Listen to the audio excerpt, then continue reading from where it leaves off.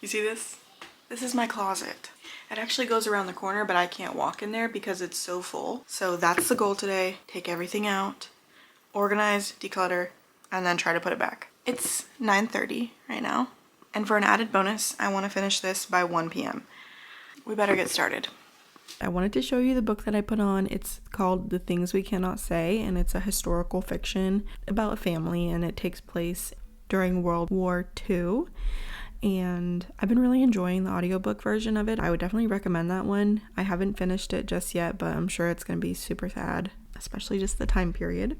Anyways, thank you for being here on this little journey of finishing my closet. I was really surprised at how much stuff I had stuffed in there and crammed all together. I took everything out, laid it out on the bed, laid it out on the floor, and it was a lot. I realized I have a lot of yarn. I have a lot of clothes, and those are pretty much the only things that were like in there that I had a plethora of. And I didn't really downsize any of my yarn because it's something that I really love and I don't want to get rid of it right now. I want to make things out of it. But I am going to say this because I know at least one of you is thinking it. I don't buy yarn anymore. I don't, unless I have like okay, that's a lie. I do buy yarn if I have a very specific project that I know exactly what I'm going to use it for and when. But other than that, I don't buy yarn anymore. Especially because Joann's closed down recently, so that's kind of made it really difficult. I love Joann's, and Michael's just isn't really the same, and Hobby Lobby is pretty far. So yeah, I don't do yarn buying very much anymore. So if you were worried, don't worry about me. I did go through my clothes and get rid of a good amount of clothes, and so I'm pretty proud of that. I had been just like throwing things in here since we moved that were like anything that I knew that was mine, I would just throw in here and it would just live there because it was safe from my kids and I didn't know what else to do with it. So anything that I didn't know what to do with but belonged to me, I put in this closet and left it for another day. Well, this is that day. Oh, look, it's baby Rosie. Look how cute. And it took me a lot longer than I was hoping it would originally, but it's okay. I got it done. I got everything organized to the best of my ability, and it turns out great. And I'm really proud of myself for all the work that I got done on the day that I attempted it. Also, I know I don't need to apologize for the lighting in the closet, but the lighting is pretty bad in here, so I hope it's not too hard to watch. I want to talk a little bit about purpose today because that's personally something that I've been struggling with within the last, few months and weeks and things. I haven't been in school during the summer, which I definitely think was the right decision. And that has given me a lot more free time and a lot more time to figure out what I like and what I want to do and put my time in. And something I want to work on for the rest of the summer at least is my YouTube channel. And you might know that my YouTube channel does generate income for me. It's a very small amount, but my channel is monetized, and I worked really hard to get to that point and when I first started my channel, and I think that that's something that brought me a lot of happiness and just something that kept my days full. I set a goal and I put my mind to it, and then I reached that goal, and then I kind of didn't really set any other goals, and then I kind of just fell off, especially with YouTube. The purpose of my channel has always been a place where I can post videos where I'm doing something that is making my life better in some way or another, and or something that brings me happiness and I want to share it with other people. But I've had a recent dilemma where I'm thinking about what I want to post on my channel, especially considering that I now have a little bit more pressure on my shoulders to create an income for my family since we're currently a one-income household. It seems ridiculous almost to attempt to create income from YouTube, especially because I don't create very much and I've been getting really in my head a lot about it and, just thinking that I should just give up any aspirations I have to having a career that's stable in the future and just go find any job that will hire me. And YouTube wouldn't be that career, obviously. It would be something that I am going to school for, which is why I'm going to school. And I'm stuck in a really strange place right now with that because obviously as an adult you have bills and money is an obstacle and something that I need to think about. But also I know that if I put my effort in to YouTube and I create goals and I set expectations for myself, I know that I'm capable of meeting them. It's just about the amount of work that I put into it. I wanted to just talk to you about it and where I'm coming from and what I'm thinking, because I like to be transparent, and I know that putting it into the universe is something that's going to help me in the future, especially with creating, attainable goals and keeping accountable and working towards something every day. Since my YouTube channel does create a small amount of income, I wasn't sure whether I wanted to continue with my cleaning videos or if I wanted to do something that made me more happy, and actually was something that I was more interested in, at this current moment. But, then I'm putting myself back in the same position of focusing on something that's not always going to get me further, and I just need to remember to try and stay balanced. So I decided to keep going with my cleaning videos because, one, it helps me actually clean my house and do things that are good for me and good for my family, good for my house, all of that kind of stuff. But then also I want to keep posting my reading videos because that's something I truly love and enjoy.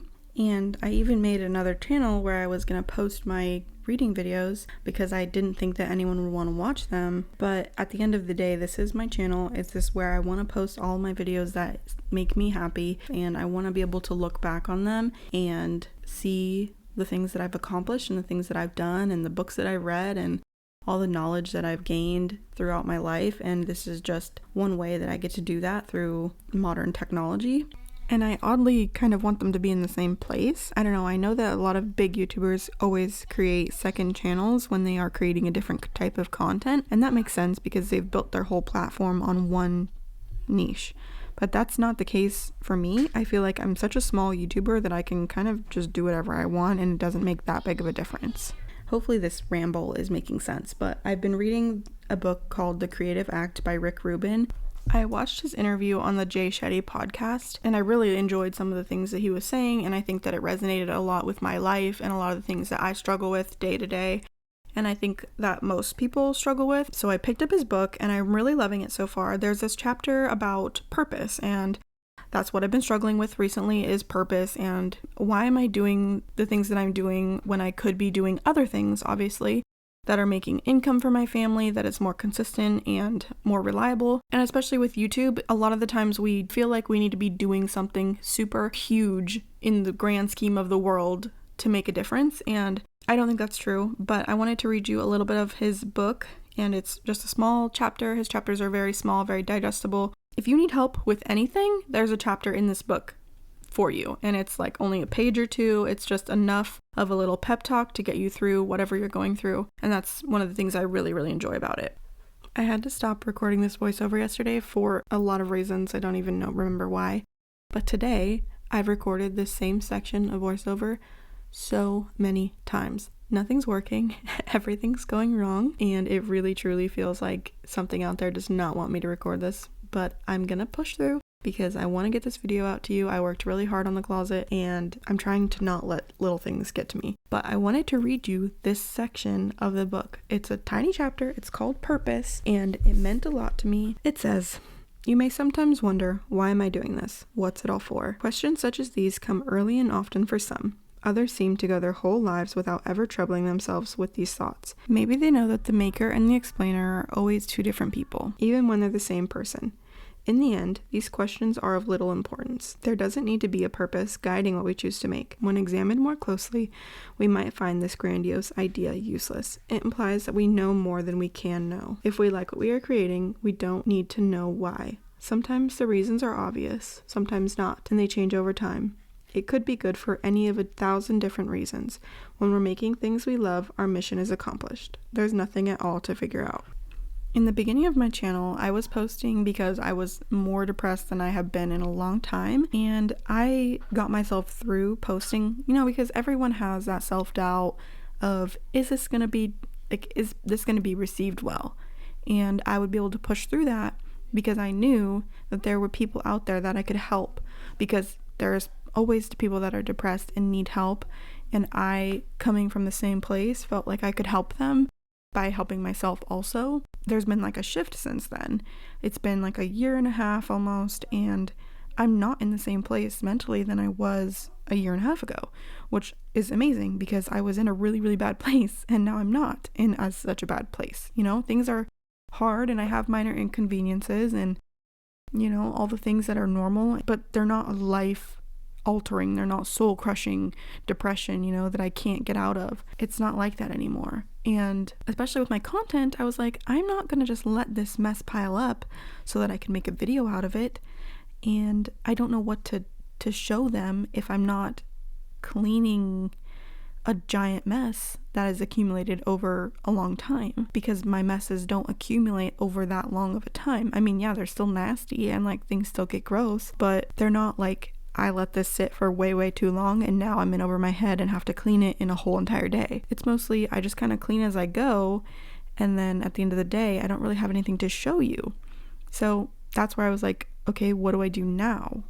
What kind of stuff can I post now? What are people going to want to hear from me now that I'm not dealing with debilitating depression? I felt like that was my whole personality, and I kind of still feel that way.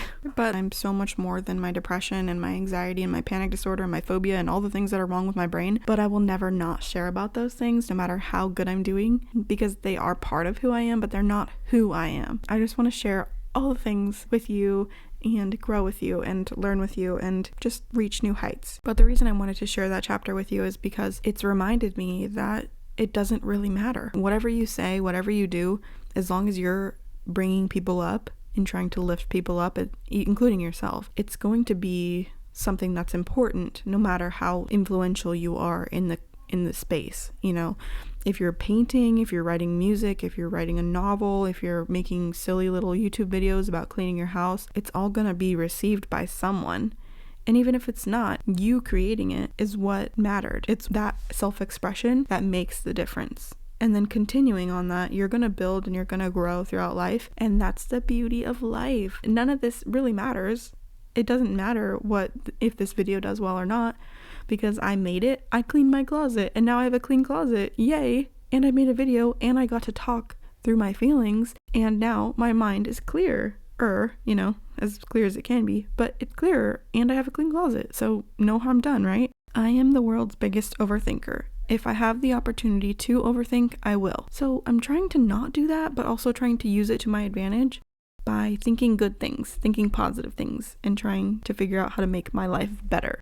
I want to say my goals and my aspirations out loud to you so that, you know, as time goes on, if I don't hold myself to those, then I'm gonna look silly. And I think that that's one thing that really helped me in the beginning of my channel.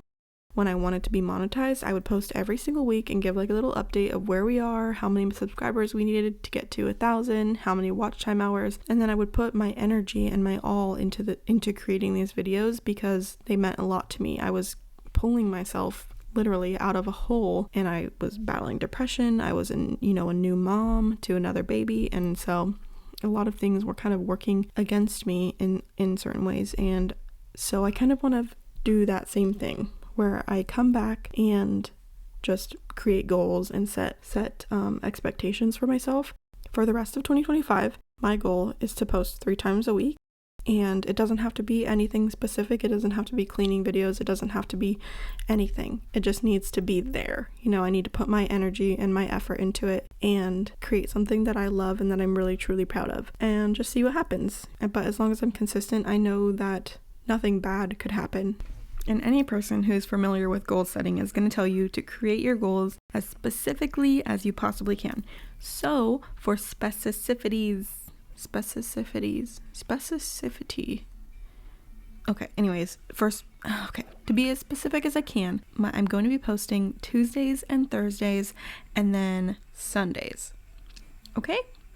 I'm thinking around 2 p.m., but that will depend on what does well on my channel, so I might test out a couple different times. If you have any suggestions on times to post that's better for you, or whenever you prefer to watch videos on YouTube, then let me know, and I will definitely take that into consideration, and we'll see what magic we can create here on the channel. I'm so happy you're here with me for this journey, and thank you also for listening to me ramble and repeat myself throughout this video.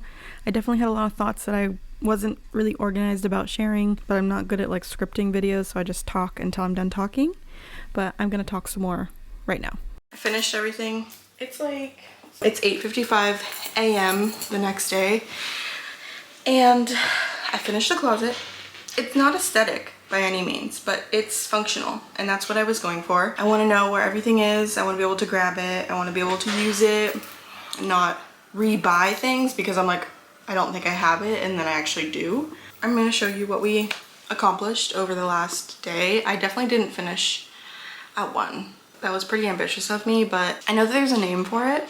But basically it's however much time you have is how much time things will take. That's kind of like when you're procrastinating on an assignment in school and you leave it until the last whatever, however long, day, 2 hours. It'll get done in however much time you give yourself to do it. Yeah, so I think definitely giving myself the deadline was helpful.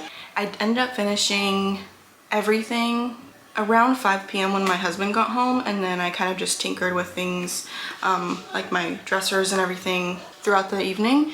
And then this morning I got up and had some coffee and then kind of tidied up and got everything the way that I like. There are still a couple things that I want to get rid of and maybe move to different locations in the house, but for now this is what feels good to me, and I can always declutter things in the future if I find that they're not useful.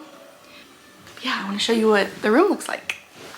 So you've seen the room before, but here we are still. I cleaned off the top of the dresser because that was a nightmare. Same thing with the desk. This is my computer, all my journaling things, my crochet bag project that I'm working on. And then this is one of the things I might get rid of in the future. It's this is the table that I use as a nightstand before I got my new ones. And I don't know what I'm gonna do with that yet, but this is diaper station, Kindle area, books, and bed, and Eric's side, and then the main attraction. Hopefully you can see it okay. The lighting's really bad in here, but on this little shelf, I have all my hair tools and like spray bottles up there. And then next shelf, more hair product, clips and things, like my shower cap, my bonnet, all that kind of stuff that I use, like hair curler, like the overnight heatless curler. In here I have shapewear. In this one we have my bathing suits. And then this is lotion and a little bit more lotions and body products. I have my sewing box, my presser pedal for my sewing machine, all of my blocking stuff, and my cutting mat. That is hair ties for scrunchie making. You'll see I have empty containers. It's because I might find something to put in there sometime.